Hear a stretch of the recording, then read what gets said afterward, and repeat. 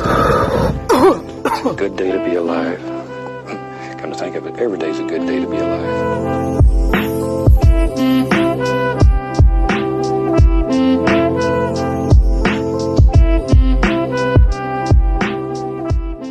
Hi, thanks for joining us for another edition of Chronic Conversations. I'm your host, Jerry Anderson, a.k.a. Jerry Leonard. My beautiful wife and co-host and new star of Getting Baked with Grand, Jennifer Leonard, is over here. She might buzz in with some questions and stuff. Quick shout out to Not Bad Creations. We appreciate you for all you do.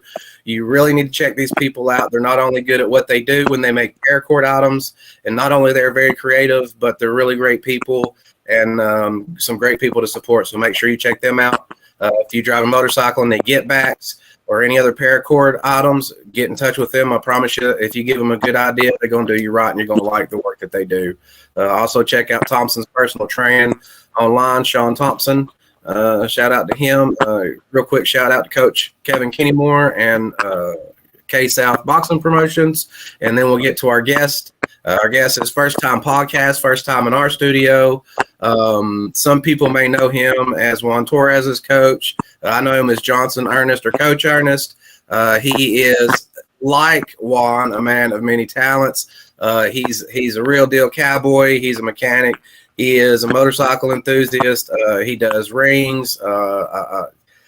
I know I'm missing stuff because, like him, I run out of breath saying all the stuff you do, and we'll talk about how you juggle all that in a minute. Johnson Earnest, thanks for joining us, brother.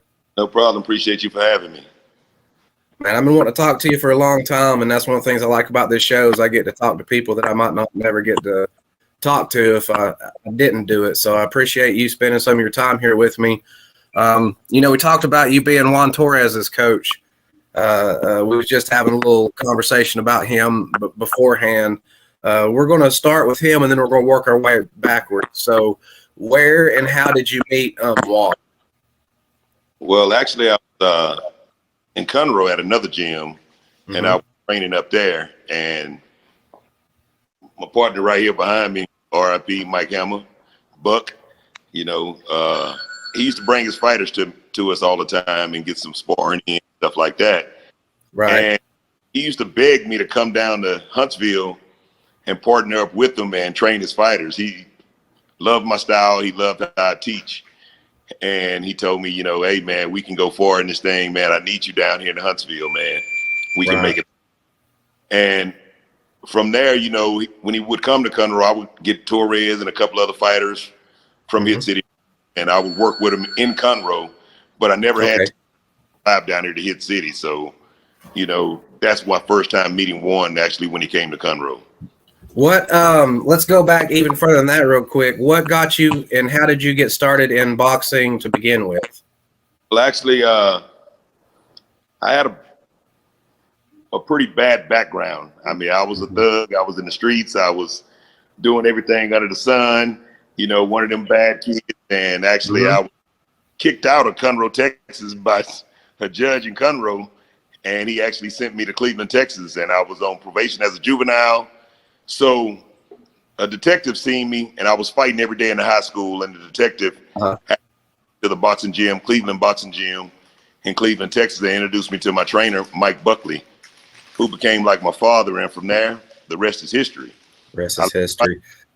In the boxing game, I've noticed a lot that it's really a team family atmosphere. And when you're in the amateurs, it's kind of a team and they score it that way and stuff too. But even into the pros, and it's only the boxer that is in there, the ones that are closest seem to work best together because you can deal with each other like family. I think it gives you a stronger bond for that trust that's needed between a coach and a fighter. Do you think that's something that you and Juan have and have developed it, and do you think that does help, that kind of thing?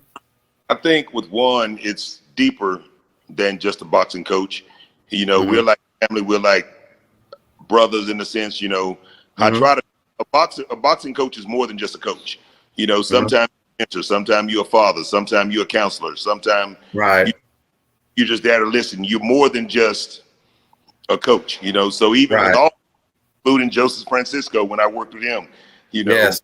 I mean, it's just, we develop a bond that's just like so tight, so unique. Boxing is just like I guess, a pathway to get to know one another, but it's deeper than that. Well, I think you attract your tribe and your vibe, and because I've met Juan just once, but I've talked to him many times, and of course, I'm in constant touch with Too Fast, and they just both seem very similar, as do you. Just really good, down to earth guys. Do you think that's true? Is that kind of what happens? Do you still have people that kind of want to hangers on, or how do you keep the riffraff out, so to say? I think 90% of all genuine boxers are humble. I don't think anybody is cocky outside the ring and things like that. I think everybody is down to earth for the most part outside of the ring. Juan, for instance, just like Joseph Francisco, for the most part, those are straight up humble, very manable guys. But inside the ring, they're brutal. Why? Because what they love to do. And it's not even their fighting upset. I don't even get upset when I fight. When I first started training, matter of fact, my trainer specifically emphasized a mad fighter can't think. Right. Well, Bruce Lee talks about being relaxed. You want to be relaxed, right? You don't want to be tense, because even with the throwing of the punches and things, you want to be relaxed, right? Because you want to have control over the things. 100%. I agree with you 100%, Mr. Jerry. But like I tell all my fighters and all fighters, I don't teach boxing. Right. Anybody can teach fighting. Everybody can't teach boxing. Oh, so you make your fighters do things like throw jabs and all that old school stuff? Most important punch. That's the most important. I know, and I even say that, and not just for boxing. I think for MMA as well, because you can set up. It's a perfect set, even just for distance. It's such a perfect, easy. Like, why wouldn't you? 100%. I think when I first started, I threw probably about 150, 200 jabs every round. Right? Yeah. I was allowed to throw. I wasn't allowed to throw anything else this new is totally different. I come from the old school in the early 90s. Yeah, same. You start with the one punch, you start with your jab, you throw it a million times. Okay, you're getting that fairly decent. Now I'm going to teach you 1, 2. Now you're going to throw that a million times. It's muscle memory. I might be throwing a jab, when I first started. My coach might have me throwing a jab for 3 weeks straight, and that's all I could throw. Chin down. Double jab, triple jab. Stuff like that, that's all I could throw. Most important punch. That's your parachute in boxing. So, but for the most part. What do you think? Because you see, even with the Tyson Fury and the Deontay Wilder thing, that boxing, that guy that's got the boxing skills, I think, is going to win over the guy that's just the pure fighter in most situations. Why do you think so many of today's generation just want to try to throw hands instead of learn the science and maybe a little early success or something? They get big heads. Or what's causing that? Why don't they want that foundation there? In this era that we live in today is actually a rush. Most fighters are rushing amateurs to turn pro. They're not actually taking the time out to be loyal to a gym and stay with a gym and stick with a coach, because a coach can only think what he knows. Can only teach what he knows. Right. But it's a rush to get in the pros and try to make a little money instead of taking time out to actually master the basics of boxing, because boxing is here, fighting is here. And all the ones that are on those next levels, all the ones that are on the pay-per-views, most of those guys have them for the most part. But seriously, to break through to the next level, if the other guy's a fighter and you have those skills on top of everything, it's intriguing. It also is like Mike Tyson says. He says boxing isn't a tough man's sport; it's a thinking man's sport. I don't think a lot of people understand how much thought goes into what you're doing when you're in the ring, and all those calculations and variables you got to figure out, and all those flinches and feints and stuff that you got to go on. Speak on that a little bit of what goes through a fighter's mind when he's in there. Well, in all actuality, even with my fighters, we can prep, we can watch all the film, we can watch all the video that we can watch. But if you're a real boxer, you're going to know how to adapt and adjust to your opponent. And I can train for 2 months and have a fighter in camp for 2 months All right. We're live once again. I can hear Coach Ernest. Go ahead and say something. Make sure I can still hear you before. I hear you loud and clear. I hear him. We see him. Everything's going good. Like I said, in Muscle Universe, somebody out there don't like us trying to shut us down. We're going to say something important tonight. We're going to say something somebody don't like or we already have. Well, that's just too damn bad. We're probably going to say some more shit too. I don't remember exactly where we were at, but let's get to the coaching part. How did you actually get into coaching? To be honest with you, you know, I've always taught. I've always been a teacher, but when it comes to boxing itself, Nancy Wagner, we call her Mama Nancy. You know, she was like, Ernest, you need to coach, man. You need to coach. You teach like this, you teach like that. Your style is different, whatever, but you need to coach. And actually, she started my coaching career.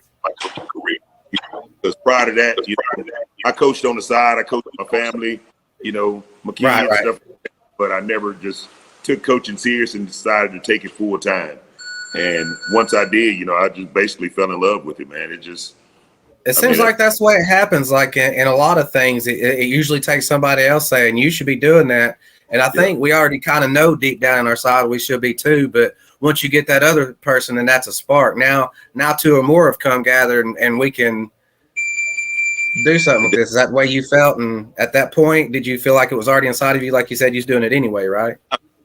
Boxing saved me. So if I could save somebody else doing the same thing that I love to do, you know, then I'm really not working. It's my passion. I love boxing. You know, it's not a sacrifice when it's love like that, right? Yeah, definitely.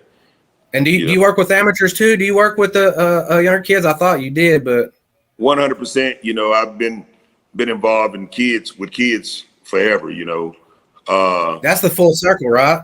Man, kids are that. Is it surreal being on that side of things instead of the little kid? Yeah, most people don't actually understand when it comes to a boxing gym, it's the kids that pay the bills. It's not your pros. It's not the adults. It's the kids that pay the gym. So, you know, your pro, he had already made it, but you're actually trying to get the amateurs to that level of experience to where you can see which one is actually going to have that potential, because everybody that walked through that door is not going to be a champion. Right. You ever get a guy and he does some amateur boxing and like I know there's some guys that their game is a little bit more built for well, I lost me this time. Yes, sir, you did. Hang on. It's all kind of stuff is having fun. Oh, I see what happened. Hang on, my camera got muted for some reason. I'm telling you, I've never seen such. Now, I will say I do have a paranormal show coming up soon, and maybe the ghosties won't for me. It's the energy, man. That's Buck. That's Mike Hammer. It is. Oh, there I am. I just disappeared. Well, I could hear him, and he was talking, and things was going good, and then you went away. All of a sudden, I disappeared. Well, just try for take 3. Let me take a little sip of coffee now. I'm starting to get nervous. I don't know. Definitely. The kids, it's a whole different thing with the kids than it is the adults. Well, is my video messing up? Because on my end, it looks like I did it again. Yeah. Bruh. But y'all can still hear me, right? Yeah, I can hear you loud. Yeah, it's like my camera is pissed off at me or something. I'm sorry, Mr. Camera. I normally have another camera I use. For quick setup, I was using this one. I won't do that again, I assure you. Understood. Ain't nothing like a live show, though. You don't never know what might happen, right? Watched a lot of your shows, and this here has never happened. Yeah. Well, thank you, man. I appreciate it. You've always been a great supporter of the show in every way, and I really, really appreciate that. Let's talk about some of the other things you do. We'll skip away from boxing for just a minute. My gosh, where do you even want to begin? So, I mean, you are from Texas. Yes, I am. I'm from the world of professional wrestling, where there's lots of cowboy hats with cowboy boots, but there's not a lot of cowboys. I did grow up. I was not a farmer nor a cowboy, but my grandpa was. Okay. So I know what real ones look like, and you're the real deal. Tell people a little bit about that. I've seen you out there helping people break courses. What all kinds of stuff are you still involved in doing now? And then the second part of that question is, with all these things you do, how do you find time to do them all? Well, to answer your first question, I mean, anything that's country, I do. I'm just going to be honest with you. You know, I don't care, you know, if it involves harvesting your own meals, growing your own.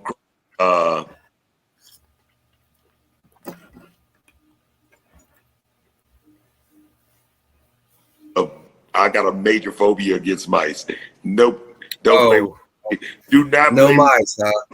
Has before we get to the rest of that question though, let's go. Has anyone named Juan ever used that against? There we go. We're back for third time as a charm. We have some pre-edited video that we put together at the beginning of this. So if you're watching this, you're kind of towards the end of it. If you hadn't seen any of this, then watch it from the beginning. It's a really good interview. We get into some great subjects, and we'll try not to recover those interviews because it's been just a little bit of time. We have those right now. I want to introduce once again Johnson Earnest, who is a boxing coach, both pro and amateur, and has some gentlemen with him. You want to tell us about the gentleman you have with us tonight, Coach? Sure. This individual here, this is Chris. Not the Chris who got his ass kicked. Not that Chris. But this is Chris, amazing guy. Came into the gym roughly about a month ago. I'll give him a month. He came in the gym about a month ago, man, and he was a bully. I'm just gonna be real with you. He beat up all his friends. And he came to the gym and actually wanted to get better. So that's what we're with him. And this is Thomas over here. And Thomas is deadly. He got a lot of potential, and he actually wants to compete. He actually wants to fight and actually see where he can go in this sport. So he's from Europe. Good. It's always good to hear these young guys with a heart for competition, not just after them ring car girls. You know what I mean? 100%. So let's talk to you a little bit, Coach, about your beginnings. We've talked a little bit about how you got started with Juan and things like that. Let's go back even further and talk a little bit about what we were texting about and go back to you being 16 years old and you're originally finding your passion for boxing. Tell us about that, Coach. Well, I don't think we choose boxing. I think boxing chooses us, and it definitely chose me. But it saved my life. Make a long story short, I had a rough past, you know, rough childhood, all that other stuff, single parent household, you know, seeing the violence and all that stuff there as a youth. And actually started boxing at a very young age in the early 90s. Mm-hmm. Back when we fought every weekend. We trained it 5 days a week and we fought every weekend, you know. And from there, I ended up, you know, I always was a product of my environment. I always was in the streets, doing what I was supposed to be doing. Everything under the sun you can think of that a thug's supposed to do, I done. Right. And it ended up catching up with me when I was 16. I was certified. I got charged with aggravated assault on a police officer and aggravated robbery when I was 16, and was certified to stand trial as an adult, and that took my career away, man. That took my career away. I mean, had only lost one fight up until that point in boxing, and was actually had my eyes on the Olympics and everything else. But when all of this happened and they certified me, I ended up not having paid representation, you know, economics, and ended up getting sentenced to 10 years when I actually thought I was getting sentenced to 8 years, and ended up doing the entire 10 years in TDC, which is the prison system in Texas. I went in when I was 16. I came home when I was 26. And when I came home, I immediately started back boxing. And then I met this young lady, and she had kids, and I knew that as a man, she comes with a package. So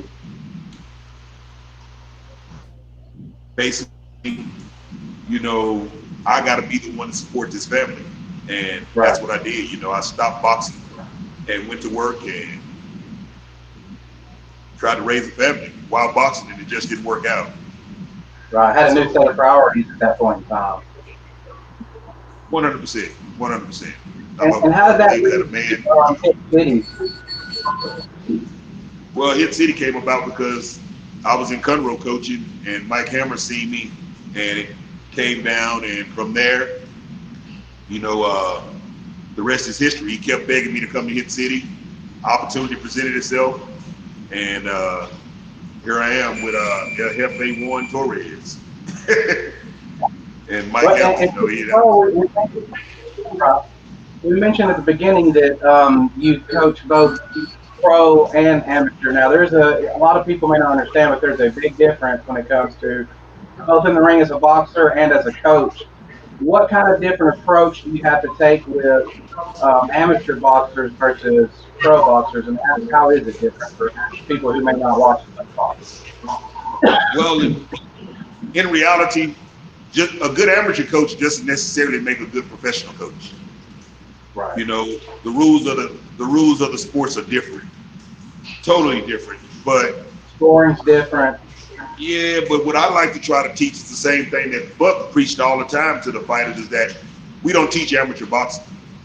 Because amateur boxing is just the beginning for everybody. If you got goals, if you got intentions, if you got plans of doing anything in this sport, then you need to learn professional boxing. So even as an amateur, I'm training you to fight like a professional boxer, which in returns puts you far above the competition in that retrospect if you learn your craft and perfect your craft. But, you know. That's true, because I didn't really learn anything. I mean, I did. I learned foundational stuff, and you know, I preach reps and foundation. You know, the 1, 2, 3, 4 punch can save your life and win championships, obviously. But there's so much more to the technique when it comes to footwork and timing and bob and weave and catch and pairing. There's just so many fine details that I didn't get, like when I was in high school and junior high school. I got into the Army, so there was a big difference there, a big jump. So I wish I had had an opportunity to have that same kind of consistent coaching all the way through, instead of having to have it in 2 separate. You know what I mean? 100%, 100%. A lot of individuals like yourself, they end up having to do what I call OJT, on the job training. You know, once you're pro, you can't go back to amateur and learn the basics of footwork, learn the basics of balance. You can't learn that basic maneuvers and stuff like that as an amateur anymore. You're pro, so you have to learn on the fly. You know what I'm saying? These guys here, they're being brought up as pros, you know, learning pro moves. But the main thing I think that separates an amateur from a pro is this here, your mind. Yeah, the mentality. 100%, 100%. You know, all pros should master the ability to think, adapt, adjust, and overcome. You know, as an amateur, adaptation is what keeps us alive as a human race, right? It's, you know, adapt to cold, to heat, to a little bit of and ring. It's the same way, I would imagine.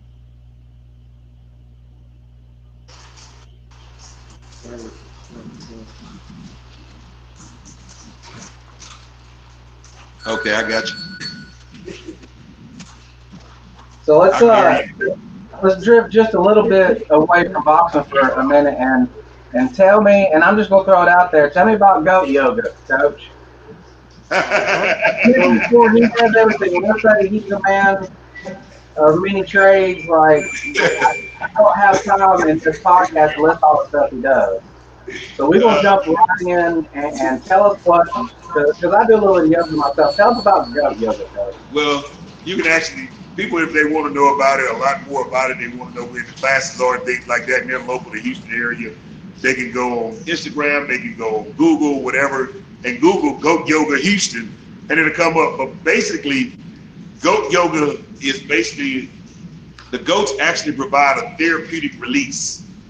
You know, it helps you be more comfortable. It allows you to not focus so much on the moves you're making in yoga, but relieve the stress at the same time. You know, You kind of get loosen your inhibitions. like you in a dogward down position, or downward dog position. You know, go jump on your back. He might be on your chest. You know, you might got another one over here petting the goat, holding the goat, stuff like that. So you're not thinking about the pain that's happening from certain maneuvers, but at the same token, you know what I'm saying, you're still going through an actual yoga class. So a toddler would work too, huh, Coach? A toddler? Yeah, a toddler. The baby comes on your back while you're trying to work out. I got a grandson that's 100%. 100%. You know, you get a bunch of babies in the class and have fun around. So I do have a note, guys. I want you to note this back there too. Listen to this right here, okay? As I say this right here, tonight we are not going to talk about Johnson Earnest's hair, okay? That was said online that we were not going to talk about that. So I'm going to need for you guys back there. I know it's going to be hard not to, but he's got his hat on tonight, but we're not going to talk about it, okay? Oh, now, see, look. I got it done. I know you're getting hairstyle you can go with, and you wouldn't have to worry about none of that, Coach. I got it. That part right there. Appreciate you, man. Appreciate you. Good looking out, man. God put hair on something that you made the rest of them beautiful. Good deal. I let mine go out. Juan Torres was stretching. Oh, man. That's what I call ball from the back, brother. Yeah, ball from the back. Yeah, that's from having the mullet too long, probably. That's what it is, Joe Dirt. So we're talking about, like, you do everything, and you seem to be really good at everything. I'm sure you're, skilled. You're better at some things than others. Out of all the things you do, what would you say your best skill is, and what do you say your worst one is when you'd like to work on and get better?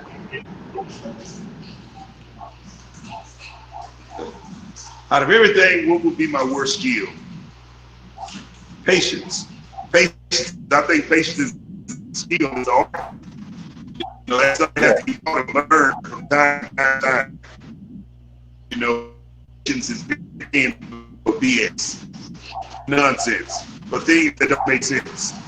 My patience is very thin. I don't have tolerance much on or anything like that. But when it comes to skills, what I like to get better at is,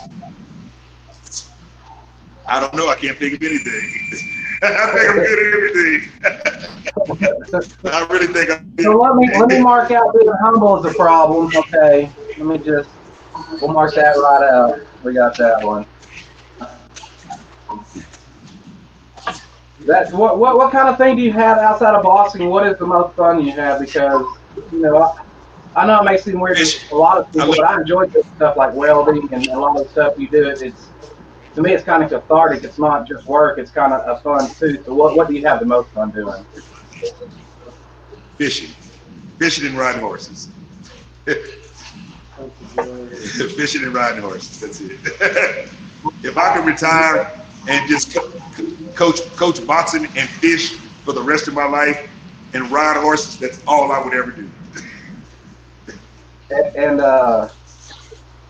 what do you think about most when you're fishing and doing your side activities? Is it easy for you to turn off the world and relax, or do things still just kind of? That's the problem that most critical thinkers, people who do critical thinking, that's the problem that they have. Their mind never shuts off. It's never at rest. Even when I fish, when I think the most, I might be replaying a fight that Torres was in. I might be replaying what type of training method we're going to use the next time we get in the gym together, or, where these kids at, where the other kids are at. What can I do? How do I make $1? What can I do? How do I get this motor out this boat? I need to fix this motorcycle over here. My mind is constantly wondering why I'm fishing, but I'm at peace. Yeah, because it's the one time where it kind of drops. I said I can't stop my mind, but I can slow it down sometimes. I've learned ways and similar hobbies that at least slow it down. They say, what does your brain look like? I just make a big as dark scribble as you can see. It's like this. All those are lines of thought, and I'm thinking them all at the same damn time. Even when I'm trying to be creative, it can be so hard sometimes to zero in on a single thought and process and focus on that thought.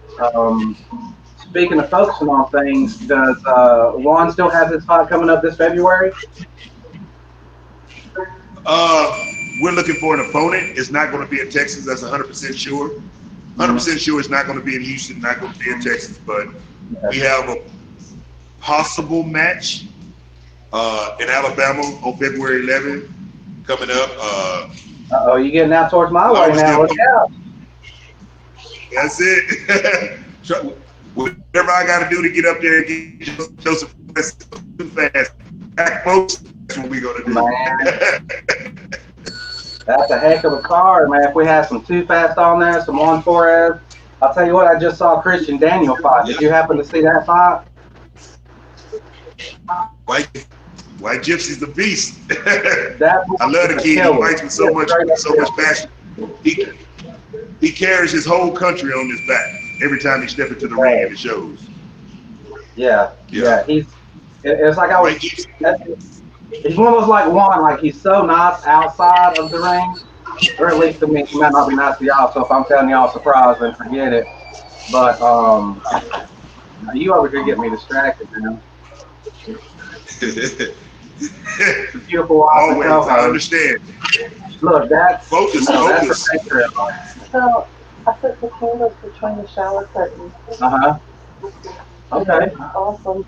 Well, good. That is good. That is awesome. My co-host is back. Say hello, Johnson. What's up? Careful now. Hey. Hey. Look, Torres.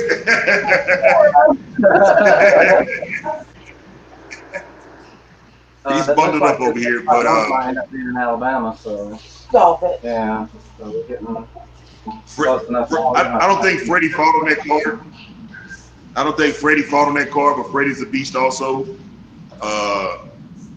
He had a couple of kids on that card from Vegas, man, that I know, man. They all monsters, man. I think they all got definitely 100%. Hungry and, shout and out, passionate. shout out to Beast Boxing and TTMG. They be doing the thing, man. They be doing the thing, you know. Doing it. Bullet teachers live for power, out there, man. out there, if you're watching, sir. Shout out Kevin Kinkmore. Shout out to Southpaw Boxing. Shout out to all you guys that put your life on the line and entertain us, man. We appreciate that. Yeah, you missed it. You missed the goat yoga, and you missed prison, and you missed the hairdo too. So I don't know what you're gonna do about that. Thanks. Yeah, you have to go back and watch. Thanks. Shout out to K South Promotions. You know, I love what K South is doing. I love what KK is doing, but KK wouldn't be nothing without Miss Tracy. She's the backbone. I said that. The brain. You don't play with Miss Tracy. Love them. Endless energy. I wish I had that great energy. Definitely. Can't remind me of you forever just going.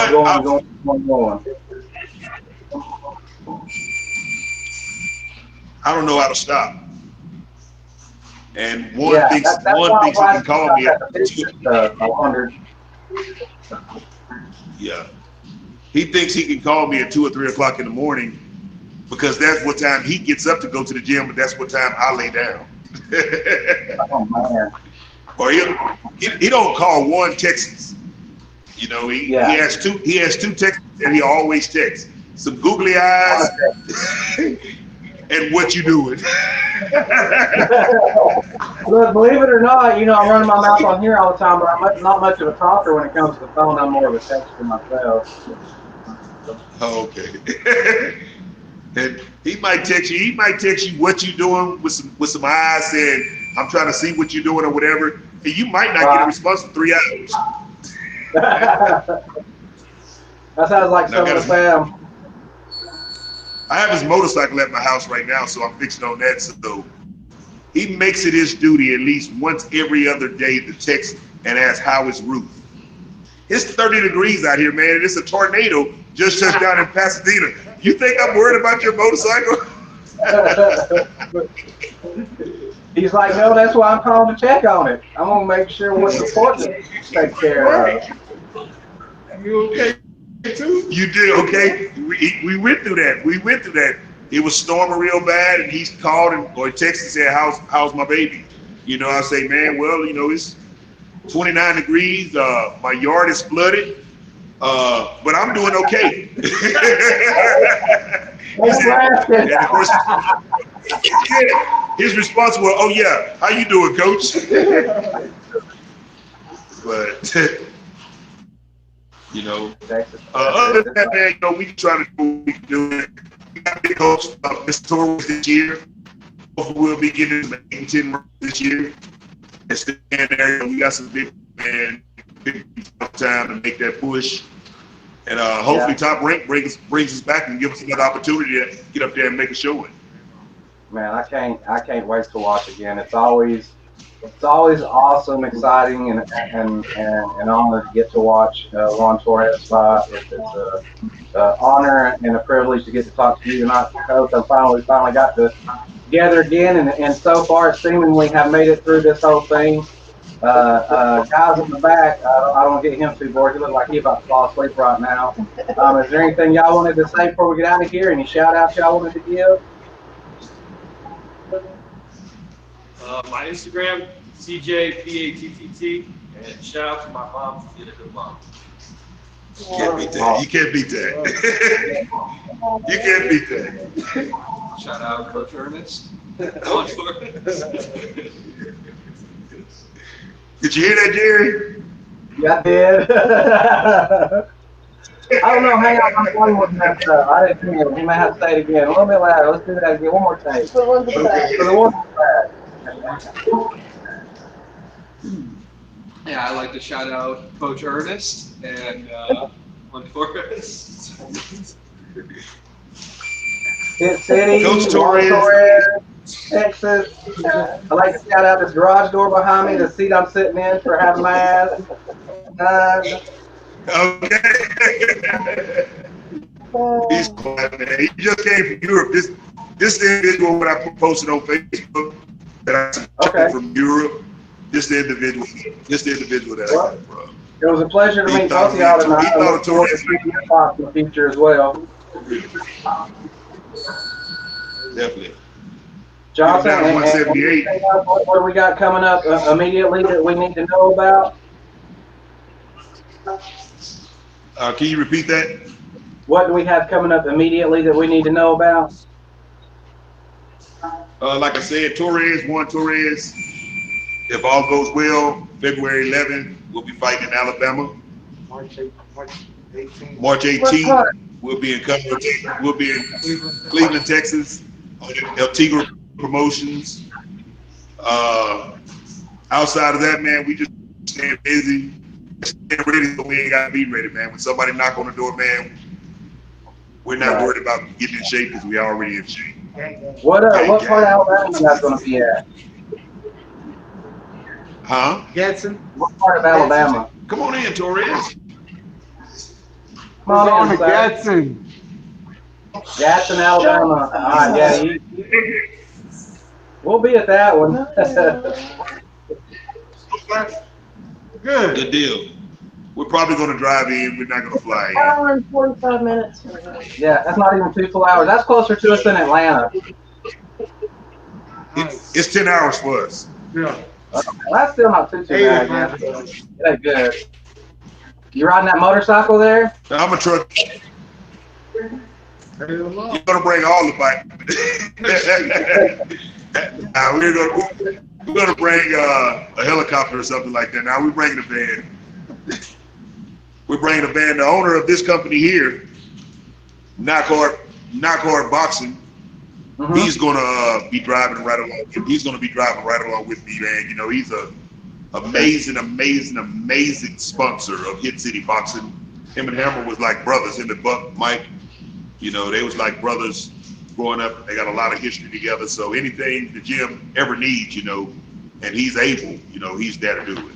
So Well, definitely shout out to him. Definitely tag up us in anything that has to do with your sponsor as well as the fights are coming up. Make sure you tag me, Coach. Man, just thank you again. I've been all 3 times. It's been a great conversation. We'll come back on here again. We'll get this all edited up together. It was a little jerky in some spots, but I think the pure entertainment value and the information that you pass along and people getting to know you will be worth any headache of any little video problems we have. And I'm glad we finally got to do it, Coach, and I hope we get to do it again. And next time maybe we'll get to put a whole one together all at one time. Hey, I appreciate it, man. Maybe because we're using Torres' phone. But I appreciate the opportunity, Jerry. Chronic Conversations, no ifs, ands, buts about it. Whenever y'all come to Texas, man, I'm going to take y'all camping on me, man. It's all on me. Man, we'll be ready. We're going to go out we will be ready. And he'll cut well, hang on with me, sir, and I'll get this out of here, and then I'll holler at you really quick. I just want to say thank you to everybody that tuned in and watched these broken up interviews, because we had quite a few views on those. And I just believe that Johnson deserved to have him a show done right, so that's why I went back and kind of refinished some of that stuff, re-edited it, and I'll put this together with that, and I'll be dropping this tomorrow morning. So it is the 30th, and by the 31st, you will have this out. So check out tomorrow morning to hear us, and go back and watch old episodes.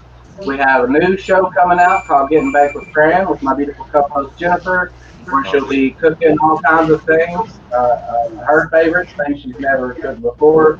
We also have a yet to be named skit or sketch show coming up. We have the first skit that will be released pretty soon, and more on that as we go. Johnson, guys in the back, Juan, everybody out of HitCity Johnson, and we thank all of you, and we'll see you guys next time. So peace out.